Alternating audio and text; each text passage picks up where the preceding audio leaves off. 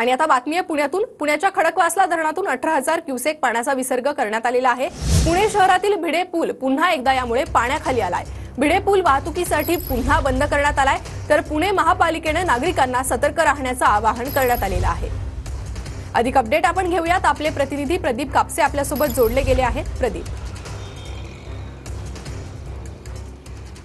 प्रणिता, अगदी बरोबर आहे। खरं तर खडकवासला धरण क्षेत्रामध्ये गेले 24 तासापासून मुसळधार पाऊस जो आहे तो पडतोय, त्यामुळे संपूर्ण धरणसाखळी क्षेत्रातली धरणं जी आहेत ती 100% भरण्याच्या मार्गावरती आहेत। आणि खडकवासला धरणामधून आपण पाहतोय की 18,000 क्युसेक पाण्याचा विसर्ग जो आहे तो मुळा-मुठा नदीच्या पात्रामध्ये पहाटे 4 पासून वाढवण्यात आलेला आहे। त्यामुळे नदी पात्रातले आपण पाहतोय की भिडे पूल, त्याचबरोबर हा डेक्कनकडे जाणारा रस्ता जो आहे, महानगरपालिकेकडे जाणारा रस्ता पूर्णपणे पाण्याखाली गेलेला आपल्याला पाहायला मिळतंय। नदी पात्रातली वाहतूक जी आहे ती पुणे पोलिसांनी पूर्णतः बंद केलेली आहे। मात्र 18,000 क्युसेक पाण्याचा विसर्ग जो आहे तो नदीपात्रामध्ये करण्यात येतोय।